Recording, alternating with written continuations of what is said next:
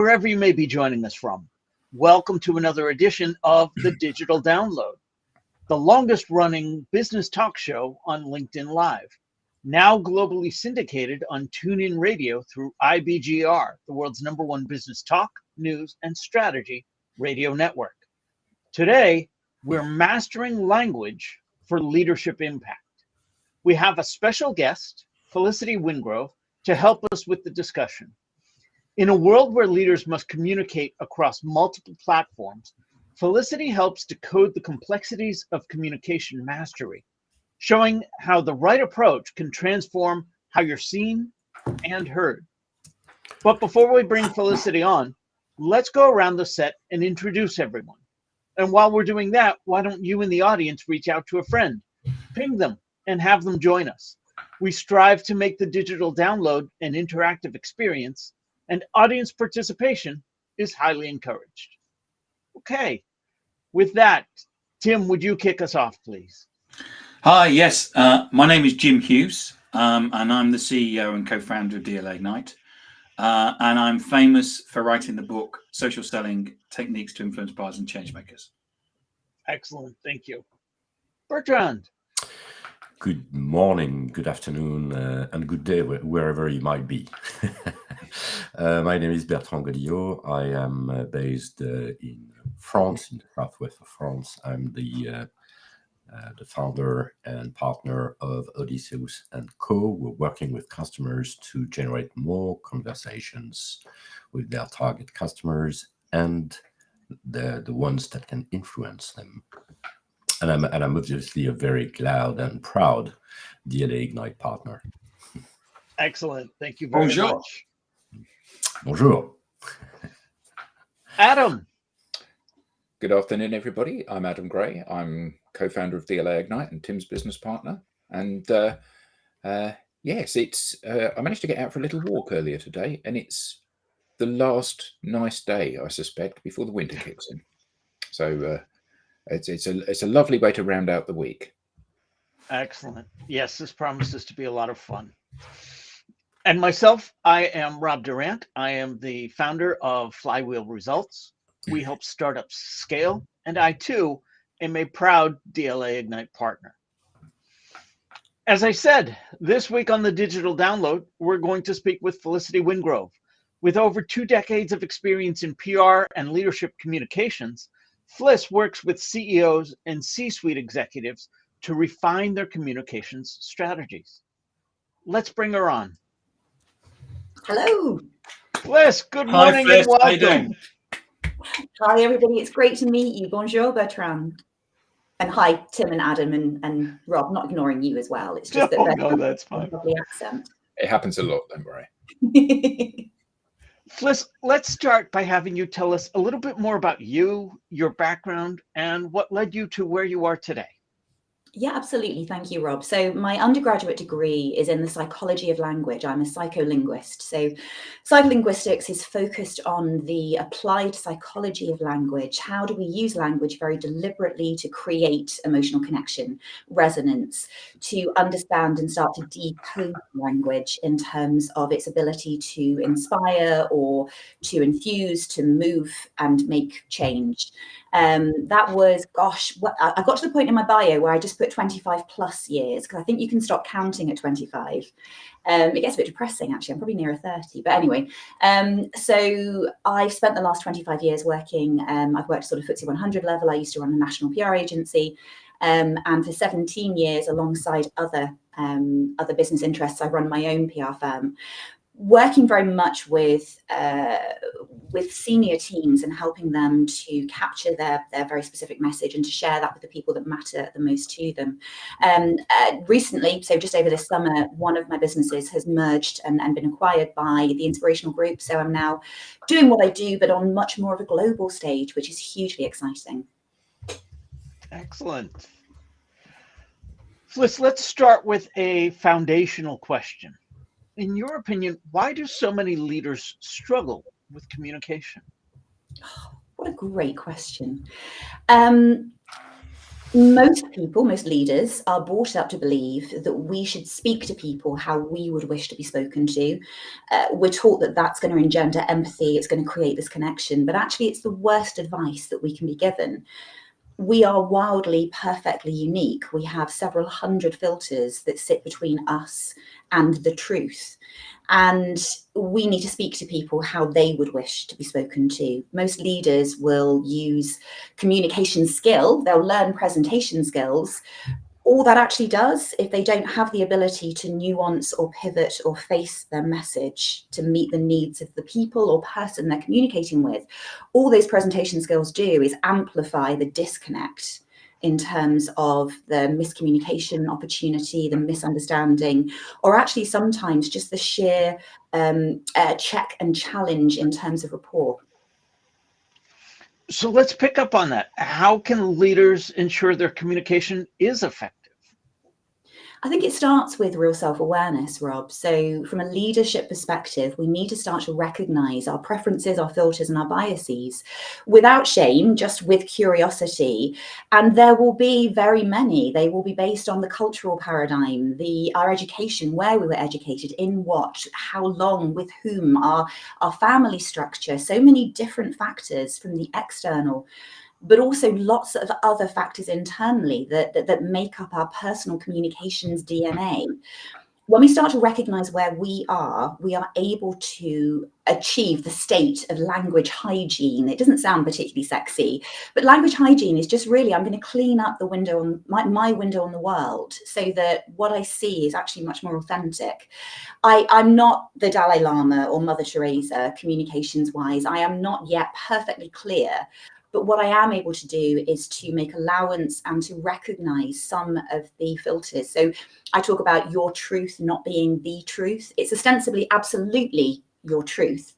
I'm not minimizing that in any way, but there's so much more to it. You're looking at a two-dimensional facet of a three-dimensional communication or message.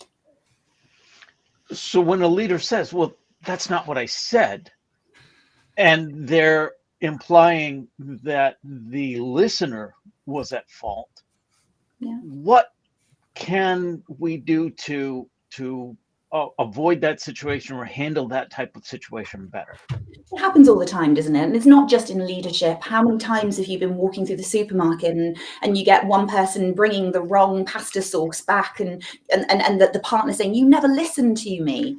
Actually, I would always say that it's on you, 100% on you, to make your message land. If somebody misunderstands you, that's your fault. That's on you. It's a learning stretch opportunity. Next time, position that message slightly differently. It's such a tricky one, isn't it? We assume naturally that if somebody isn't understanding us, one of two things is happening. Either they're doing that deliberately, and that's certainly not going to build rapport, or actually perhaps they're not bright enough to understand the message. And that also does not make for a good working relationship.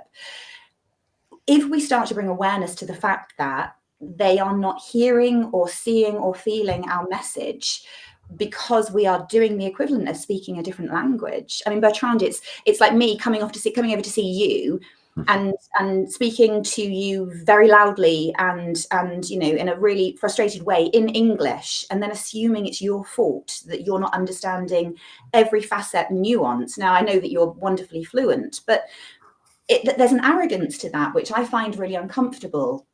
And actually, when you start to introduce senior leadership teams to it, they take to it beautifully. There's a recognition that actually, yeah, this is on me, but that's a positive thing. I can control how my message lands. One of the things that we learned very early on when we were training groups of people is that the choice of words is really important. And often the use of simple language minimizes the amount of ambiguity in what it is that you're saying. And we learned that we would position a concept in front of the people that we were training, and they would completely fail to understand anything that was said because we'd been very elegant in the words that we'd used, and we positioned it from our perspective, that perspective of being an expert in the chosen subject. And the reason that we're going to do business together is absolutely because you're not an expert. So therefore, there's that disconnect. So how can somebody that wants to begin to have a conversation with someone that isn't on the same page as them start to level that playing field? Because we all, I think, have a fear of saying, well, look, Fliss, and it becomes really condescending and noxious when you speak that way. But actually, in many ways, you need to kind of bottom it out into the most basic language and the simplest of concepts, and not make any assumptions about the knowledge. So how do we do that in a charming way, in a way that doesn't create more barriers? Which a couple of things to pick up there, Adam, if I may. So in terms of words, absolutely. We have the dictionary definition, the denotation. We have the connotation of a word, which we as a society or a group will collectively agree that's an expanded form and understanding. But there's something called semantic packing or semantic density, which is what that word, the resonance, the emotional impact that word will have for you personally. And communicating can be a minefield. So when you're giving a presentation to a client, yes, have the confidence to refine your message, avoid jargon and avoid hyperbole, make it more grounded. Be very mindful of the language that you're using, but also look for signs that that message is landing, and cycle through preferences. One of the most divisive preferences that I've come across in business terms when it comes to presenting or training or even briefing is around the amount of information that you or the other person needs to feel perfectly resourced to perform a task. So some people have a very high information preference. So they will give you all of the belts and braces and buckles and everything that they've got.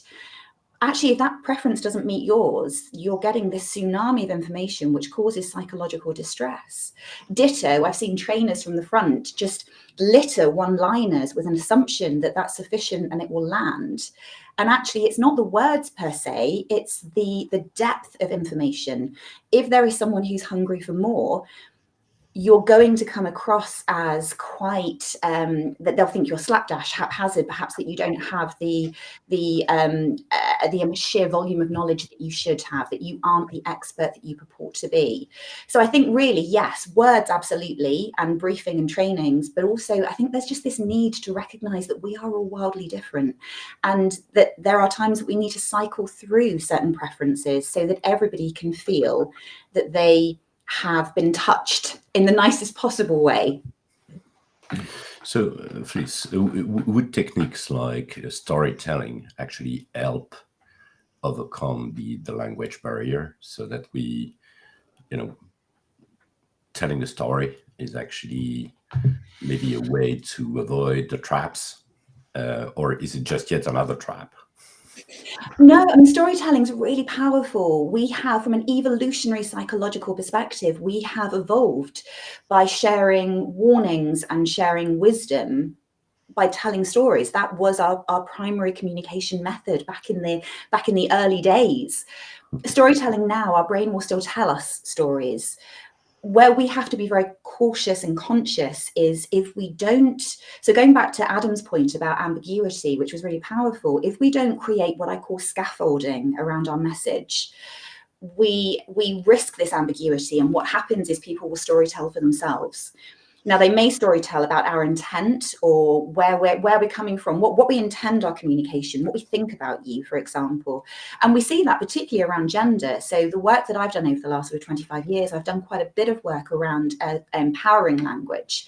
And there's a big gender divide. Women will tend to catastrophize more than men in their storytelling. So I might say to you, and I may intend it in a positive coaching leadership perspective, I may say to you, how can we do that better? And you may take that neutrally, but actually you may tell yourself a story there. How can we do that better? Well, they didn't think it was good enough to start with. And suddenly you go into this catastrophic spiral that ends with, I can't do my job. I'm going to lose I mean, it sounds ridiculous, but it doesn't take very much to get into that spiral. So if I wanted that message to land and to be reliable and for me to be confident that it would be understood, the scaffolding I would place around that would be a simple word like even. How can we make that even better? I don't have to add additional praise. I don't have to do anything but create a space and room for someone not to storytell. So yes, storytelling can be wonderful when we're doing it and when it's cycling through various preferences, so it meets a need. But we need to be wary. In that example, the use of the word even was such a beautifully minimalist way of removing all of the negativity around that comment. And I think that, you know, particularly in what we do when we work with clients, is that we are trying to remove natural inbuilt fears they have to doing some of the things they need to do, and using techniques like that is an incredibly powerful way of doing it. So I have made a note of that. Even swipe and deploy, anything like that. Another great one is that's what I do. But there's another great one, which is best. So if you're looking for someone to self-filter, and rather than give you the societally approved version of the answer, but actually to give you something that matters to them, I think something like best or most, you know, what would be most useful for you right now, rather than what would be useful. If I ask you what would be useful, you're going to give me a sanitized version of what you think you should say. By asking you what would be most useful, your brain will automatically go into a little selection process. And some of the insights that you'll share, and again, which I would love as as a leader, as someone, perhaps you're in my team, the insights you would share would be hugely valuable because they would be much more personal and more resonant to you. So it's just an idea of how language can be this key, sort of the Rosetta Stone almost, that helps us to decode someone's genuine thoughts, feelings, and intent. So here's a question, and this may not be something that you wish to answer in open forum. This is no. Tim's nervous. Let me introduce you to Adam. That's something from me. That's something from me. What I see when I look at organizations, and I particularly look at not at leadership within the organization, but team leaders within an organization, is that they have been promoted into that position, often in spite of the fact they have no natural ability at doing this stuff. And I've been really lucky in that sometimes I have worked with and for people that have been brilliant at this and have done exactly the sensitive use of language that you have explained. And sometimes they are literally like a bull in a china shop. So why in 2024 is your way of doing this not the norm in organizations? Because clearly one of them is terrifying for employees, and the other one of which is empowering for employees. And you can see your way getting the best from people and my way getting the worst from people. So why isn't this universally adopted and believed in? And I don't know the answer to that, and I wish that I did. What I would say is that I used to say to people that I was a PR person. I didn't used to say to them that I was a behavioral psychologist, because if you said behavioral psychologist, everyone closed up, walked away, and you were kind of, there was a bit of a zone around you at parties. And PR people, that was fine. I think the last couple of years, we have become very much more comfortable with the idea that an awareness of human psyche, an awareness of how the brain can support or challenge our behaviors and our outputs has become much more natural. It's a bit like coaching. You know, if you go back 10 years, coaching was always seen as a bit of a remedial thing. You know, you'd wheel a coach in when someone wasn't performing or when they were struggling.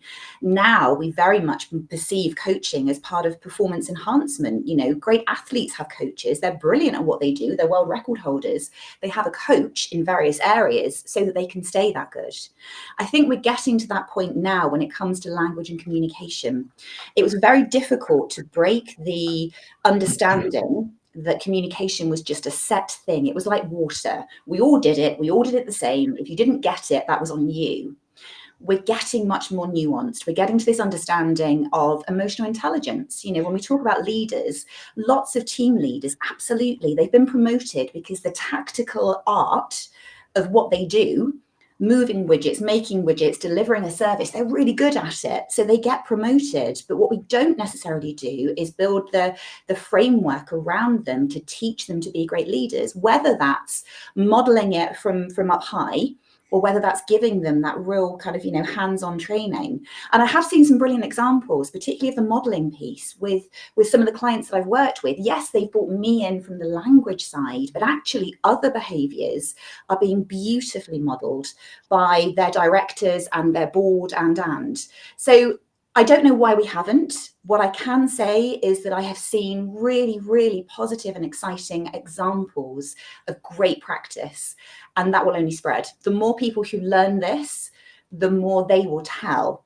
And it's a bit like Rob was talking about the water cooler moment when he and I had an initial chat. And actually, lots of the stuff that we were all talking about, they are those little nuggets that are just really easy to spread, to pass on. I get really evangelical about language and language mastery and taking command of our communication. And yeah, I'm going to get there. We're going to get there. Just spread the word, Adam. That's what you need to do. No pressure. If you could just, But is this spreading? And the reason I say that is that particularly in economic downturns, people tend to hunker down to do the stuff that they've always done. So it's all very well that we need to be more sensitive and use more empowering language. However, we've got to do this: sell more stuff, create more brochures, whatever the objective is. And I can't help thinking that often these skills that are absolutely crucial to driving high performance are swept aside in terms of, as you said, those tactical things. So is there more acceptance that putting the right infrastructure and scaffolding in place is the first step to being good at something? Yeah, absolutely. What I'm seeing is, rather than this sort of, I call it language mastery, and that's very deliberate, because again, when you're dealing with CEOs, they don't want to feel that you're being bought in because they're not doing something well. I make it abundantly clear that what I talk about is that top 5 to 10%. They're already great. This is about them taking and becoming a master at what they're going to be doing. What I see now is that rather than this language and communications coaching being a soft skill, how to be a better manager, actually what I do, I'll go and talk to a CEO about how he or she can deliver a really tricky message. So if you're going to be standing on stage and telling 2,000 of your employees that you're going to be making 10% of them redundant, unless you frame that message and deliver it with the kind of authenticity and empowerment that the team need, it will be your top 10% who will go, because they can phone the competitor tomorrow and get a job. And your business that's already presumably shaky, that needs to make that kind of sweeping cut, is going to be impacted even more. So when you're talking to a CEO and positioning it in those terms, it becomes a complete commercial no-brainer. How does he or she stand in their power and really hold the space for that workforce to give them 6 months? I mean, ultimately, it's not going to be a forever, but I've been in those rooms when those conversations have been had, and when it's been done really well, you think, do you know what, I understand why they're doing it. I'll give it 6 months. Let's see how it goes, rather than I'm going to phone the recruiter on my way home. So you've got that kind of commercial advantage there. But I think also it's the idea of being very deliberate in your communication. That's when, if we're talking about influence and persuasion ethically, actually that's when you're your most empowered self. That's a really compelling proposition for leaders. We have a question from the audience. Andrew Slesser asks, would that be down to a generational and cultural gap between senior management, which may have been with an organization for 20 years, and someone who has rightly earned their promotion in the last 5 years? I think sometimes we fall into very structured patterns of behavior, and it can be more difficult to evolve those when you're doing what you've done and have done that for some time. You can find people become a little institutionalized. That's just how we do things around here. That isn't always the case. One of my clients is long standing in the organization, and he is one of the more dynamic and innovative directors in that business, looking for new, fresh ways of doing things. But then he has a commitment to learning and development. I think we do need to be aware of the fact that if you have worked in various places, you will bring different awareness and different energetic intent to things like learning and development. I don't know if that answers your question, Andrew. We shall see when he comes back. Andrew, let us know. Let us know.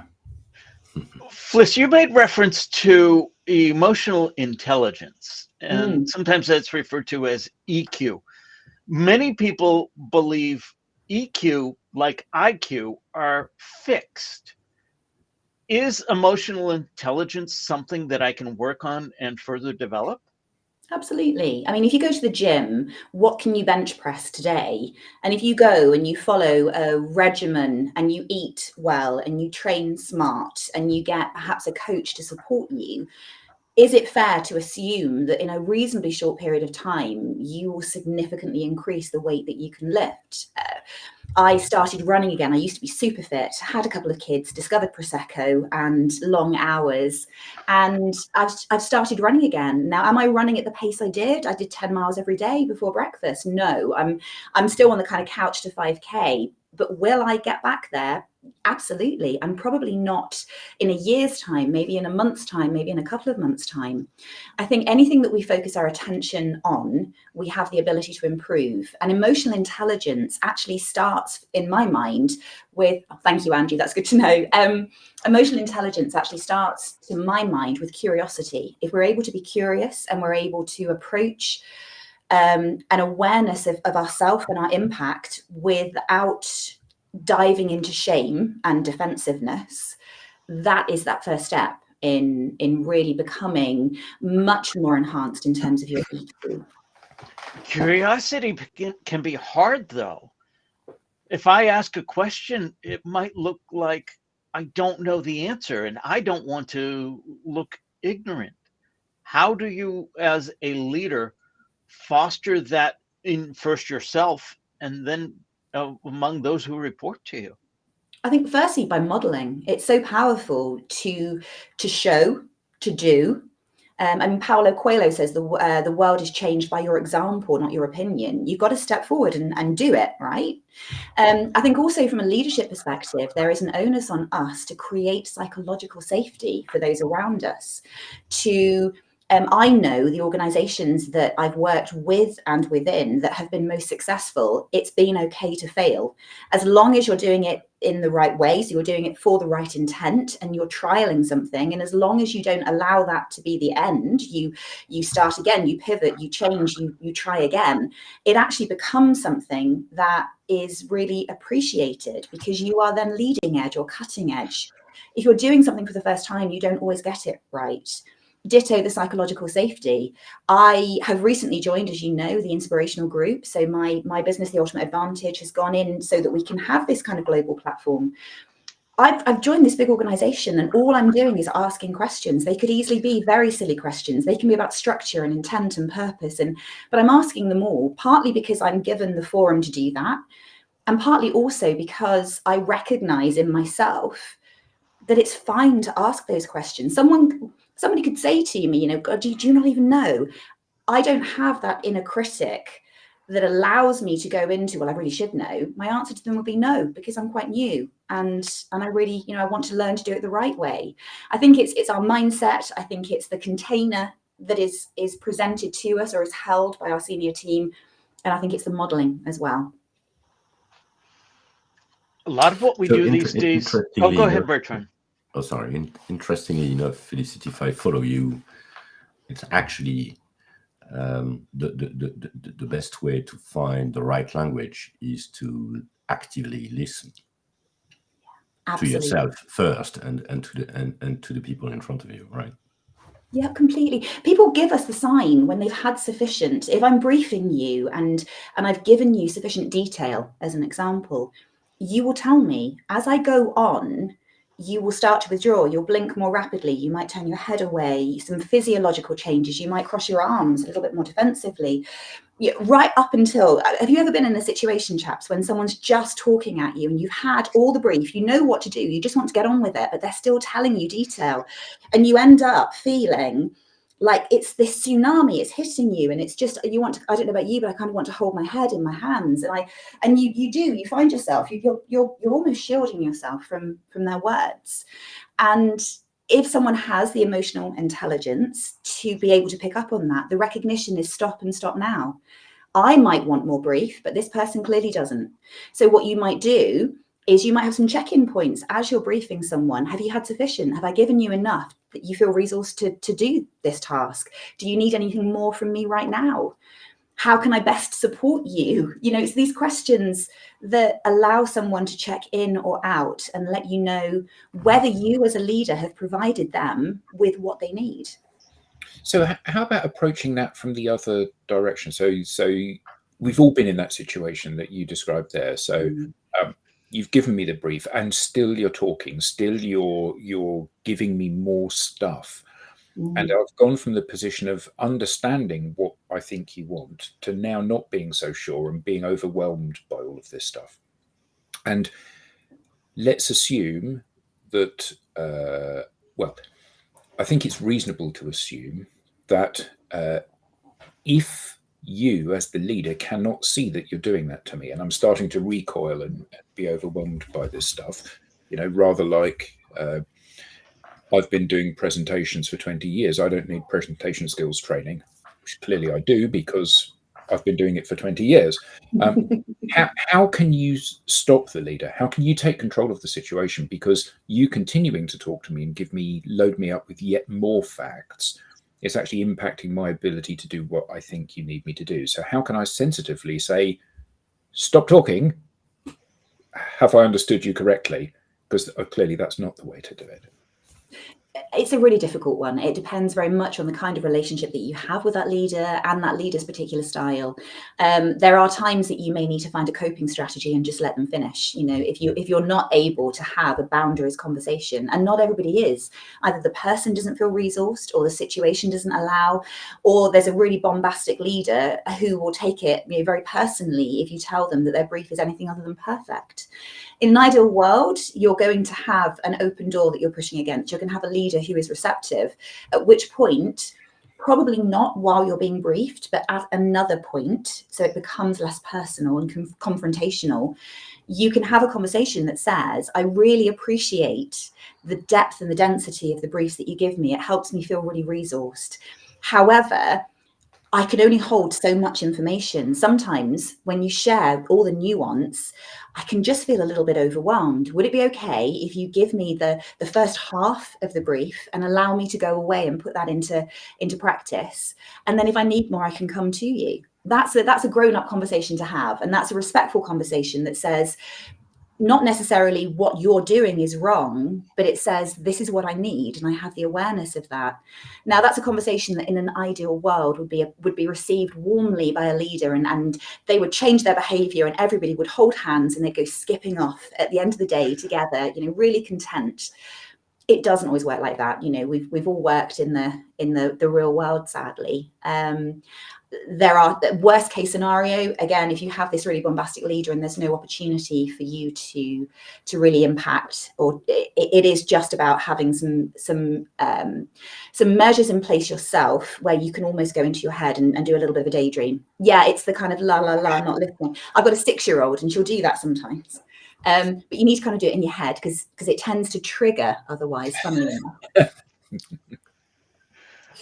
We have a friend checking in. William Shorten says, if you look at the base for most EQ, EI models, they generally focus on 4 foundations: regard for self and others, awareness of self and others. Absolutely. Thank you for that, Yeah. Will. Thank you. Fliss, I wanted to say, these days, a lot of what we do involves virtual communication, or especially with social media, asynchronous communication. How does one practice listening and emotional intelligence in that type of environment? Well, you know, I did a training course quite recently for a fabulous client, and they were moving their customer service team away from telephone and email as their prime response mechanism, and they were moving towards WhatsApp for Business and live chat, and they were doing that based on customer demand. But they had the commercial awareness and the insight to recognize that their customer service teams had never had the requirement to be quite so responsive, to have less time to consider and compose a response, and also that would show up the differences between each person's preferences. So I went in, I did the same training, but I did it 4 times so that I could get around each and every group of the customer service operatives.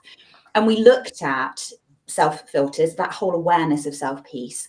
But we also looked at some of the cues that you can start to pick up. We talked about the language that you can reflect back to somebody. It's much the same as if you got an email now. My husband is ex-military, so I'm the equivalent of a children's TV presenter, an 8 out of 10 enthusiasm. I wake up in the mornings assuming it's going to be the best day ever. He's probably a 2 out of 10, and he looks like he wants to invade a country when actually that's just his thinking face, and he's perfectly content. And we've learned each other's differences. But I recognize if I'm going to send him an email, I don't put his name. It sounds really romantic, doesn't it, sending him an email? But it's what happens when we're running businesses and kids and all the rest of it. It's really romantic. I don't bother putting his name or any niceties. I hope you're having a great day. I just put the one-liner around the function. Can you pick up at such and such a time? Yeah, I'll put a kiss at the end. Whereas I know one of my colleagues that I work with, if I was going to send that to her, I know that I would run the risk of offending her. So what I do, I will love bomb her to start with. I will check in about an event that I know happened last night. Did the theatre go brilliantly? You know, did you love it? You know, I'll ask about something, or I'll check in at the end and I'll thank her. It's exactly the same. It's a recognition of the personal nature of communication. Sometimes we don't know the person that we're communicating with.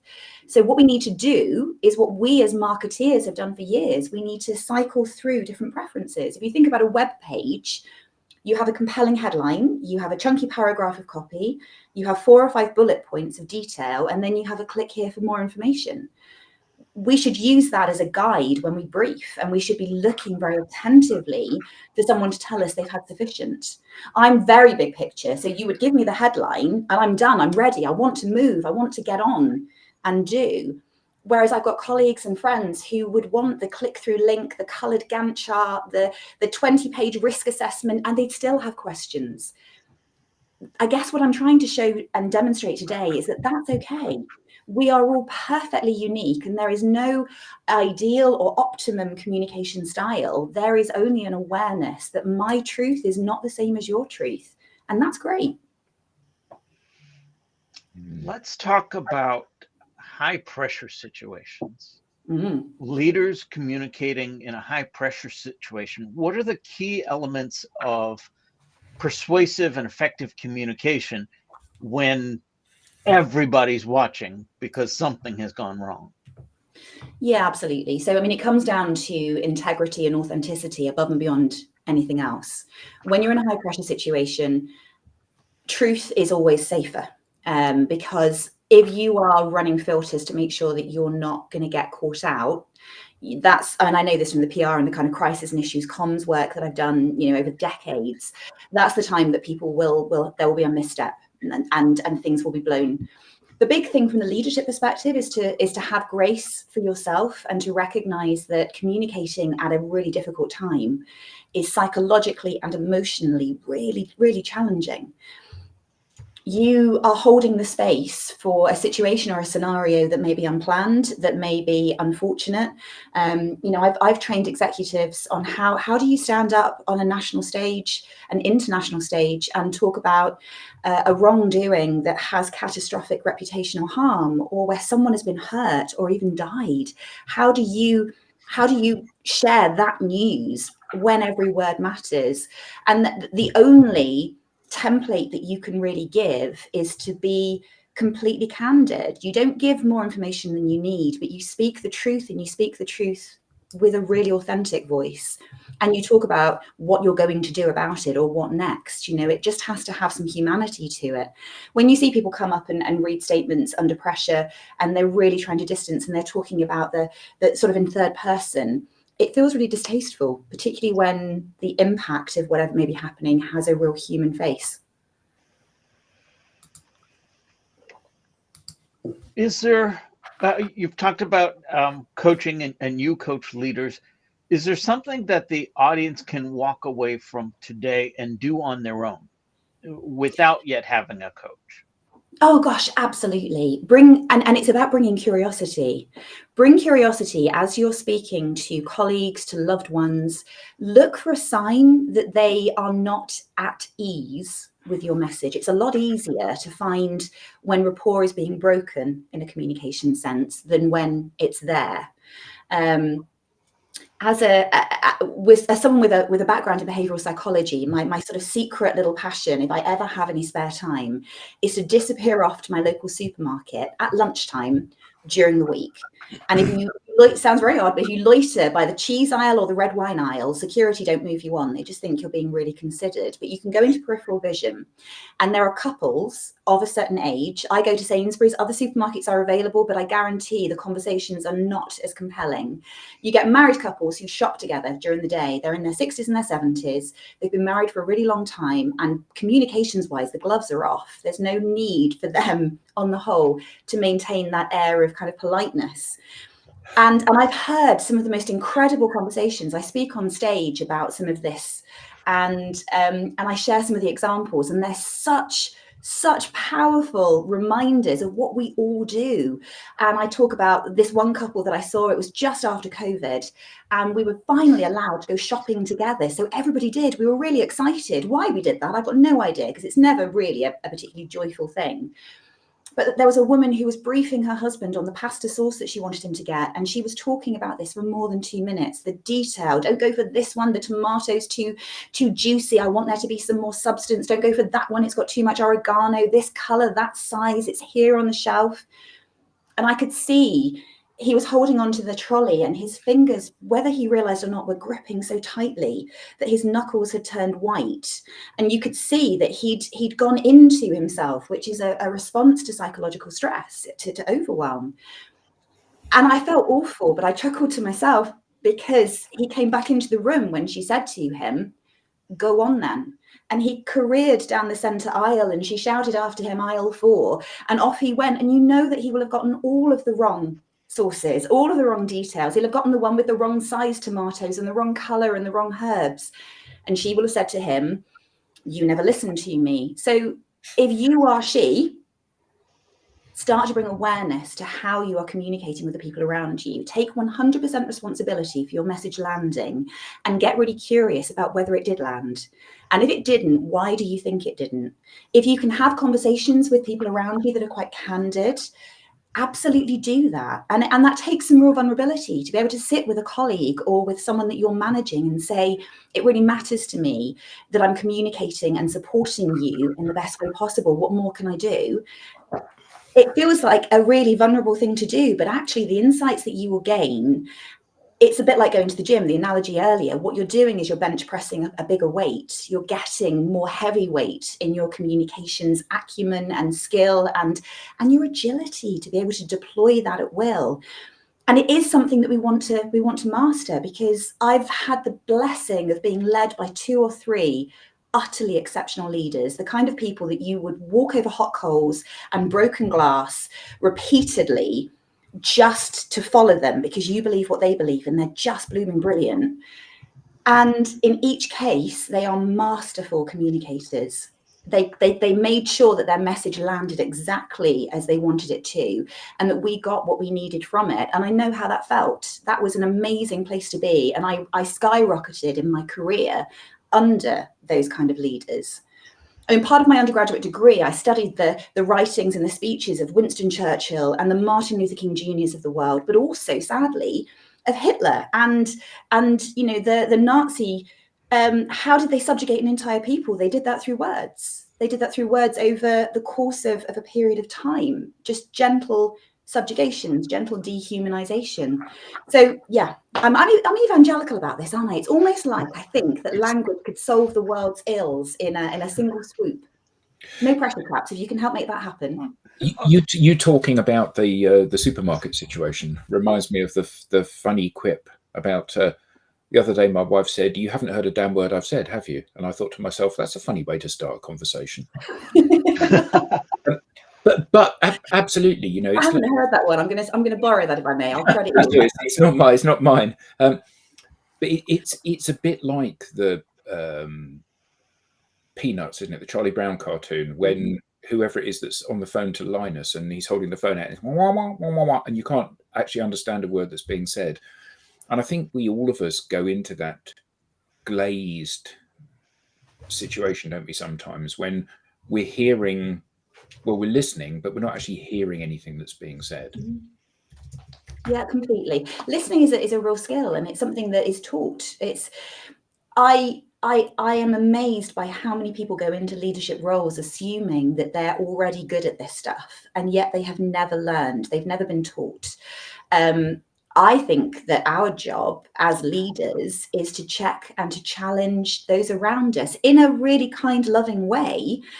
We need to ask people to communicate with us in the way that we wish. We need to hold the space for that. We need to encourage those around us to continue to learn and develop. And actually, we need to have some really honest conversations about what it is that we need, and how they can best serve us or meet those needs, because otherwise rapport is always going to be a challenge. And without that, you don't get that lovely sweet spot of a leadership team that's kind of operating with real synergy. Just a forward-looking question, maybe. Do you see emerging trends that that leaders should be aware of to stay really ahead of the curve on this?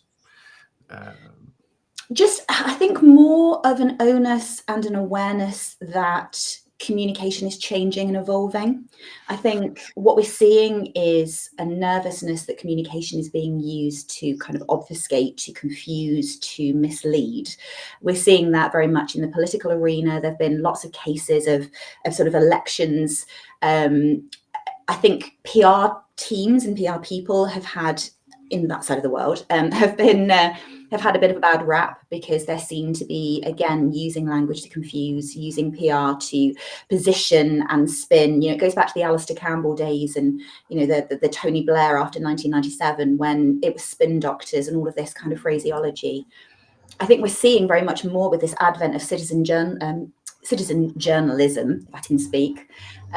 We're seeing very much more this rise of a desire for authenticity. So when we see, I'm seeing far fewer stories appearing on mainstream media, so the BBC, and far more breaking stories breaking on TikTok or on Substack, where people are actually paying for subscriptions. So the trends really are a reduction in the number and the vehicles of forms of communication, but actually almost the democratization of that. And that's something to watch out for, because, again, whether we're going to have some kind of bounce back, I think it's the beginning of the death of mass media, because people have limited trust.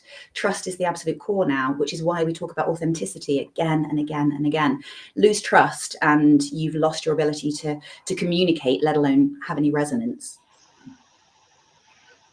What role does body language play in communication, especially leadership communication? And how do we optimize for it?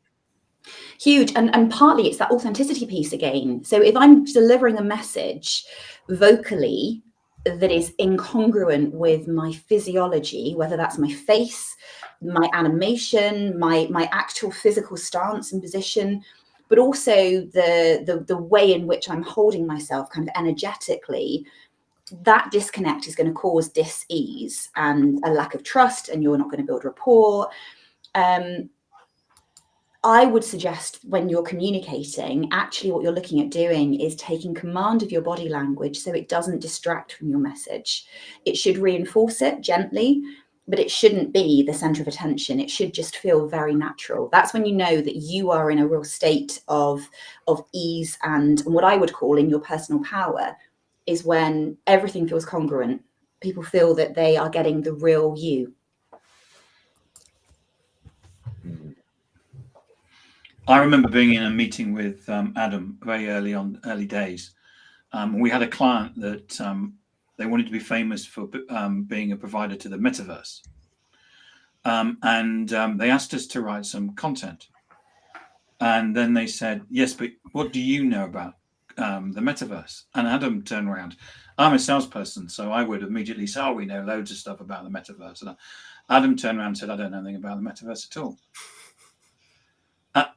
And you could see the people saying, well, what? And Adam said, well, the fact that I know nothing about the metaverse means that I'm the perfect person to write the content. Because what do your customers know? Well, they know nothing about the metaverse. Well, there you go. I have empathy with them, and I know how to try and explain it to them. And the authenticity of that response would have been really profound for the client, because they went, you're right. But they would have had an expectation that you would have had some bluster or some polished sales pitch about, yeah, we're and they would know. I mean, how many times have people had conversations with you and they pretend that they understand, and they're, you know, it's almost like sort of the 5-year-old mimicking you, and it's a bit like dad dancing, isn't it? It's the communications equivalent of just watching that awkward dad dance. Bless my dad, he's great at lots of things, but dancing is not one of them. So yeah, if you're able to be really authentic and really honest, but Adam, I will say that takes enormous courage as well, because admitting that you don't know something is not always a comfortable. I couldn't reach him under the table to kick him, you know. And yet, didn't you do well? Yeah, he did. Yeah, I do think that you know, within a working environment, having the safe space for that is so important. And you know, when we started the business, one of the things that we agreed was that it was going to be fun. You know, that needs to be the most important thing. So we go through phases of doing this, but I tend to be a bit of a giggler. And we haven't done it on this, but we have on many podcasts where Tim has been messaging me things trying to make me laugh, and in meetings as well. And it just means that you can relax and have that fun. And I think that one of the things that's missing so often from the corporate world is the fact that, you know, we have to be professional. And actually, nobody wants you to be professional. People want you to be engaging and entertaining and somebody that they enjoy spending time with. Oh, and you know, one of the things and you know, we always say to ourselves, you know, if we're standing up to keynote at an event or something, the most important thing is that we are there to entertain. Yes, we're there to communicate. Yes, we're there to do all of those things, but people will leave going, oh, I really enjoyed that, or oh my god, they were dull. And we know which one we want to be. Yeah, no, well said. And I think it goes back to the authenticity piece, but also it goes back to rapport and connection and all of the Pete and Dud of the social world. I think if we can be, but it's about being ourselves. You know, if you were trying to be really entertaining and funny and that wasn't who you were, then that would just be blisteringly awkward. So well done you for stepping into that kind of energetic space. We do learn more when we're having fun. We learn more when we feel safe. Yeah, absolutely. Andrew Slessor adds, the key in anything is to enjoy it. Amen to that, Andrew. Absolutely. What a great Friday. Fliss, this has been great. Where can people learn more? How can they get in touch with you? LinkedIn is my love platform. I've met some incredible people on LinkedIn, particularly during COVID, when we were suddenly sent into our back bedrooms and working from conservatories and whatnot. I connected with some incredible people who actually now are really good friends. So if you want to find me on LinkedIn, I am the only Felicity Wingrove, which is quite a nice place to be, and I would love to connect. I do share content on there, and otherwise, if you're interested in connecting, I'm with Be Inspirational Group, so beinspirational.com. Come and connect with us on there. We're doing some great teachings, learnings, masterclasses, all sorts of free content. We've got a bit of a mission to kind of spread leadership for a better tomorrow. And I rather like the artful vagueness of that, because the potential and the possibility is wonderful. So yes, do stay in touch. I'd love to. And with you chaps as well. I want to hear more about the guitars, Adam, and Tim, more about the gramophone and the books. And Bertrand, we didn't really get much of a chance to have a chat about that. But I'd love to just stay in touch with you. Bread. He makes amazing bread. Well, we've already talked about the fact that we're going to get together. So Rob's coming over. We're going to do tapas and champagne and things. It's going to be lovely. I'm looking forward to it. Nice. Happy Friday afternoon. Sounds really good. Speaking of communication, we now have a newsletter. Don't miss an episode, get show highlights, and beyond the show insights, as well as reminders of upcoming episodes. You can scan the QR code on screen, or you can visit us at digitaldownload.live/newsletter. On behalf of the panelists, to our guest Fliss, to our very active audience, thank you all for being a part of today's Digital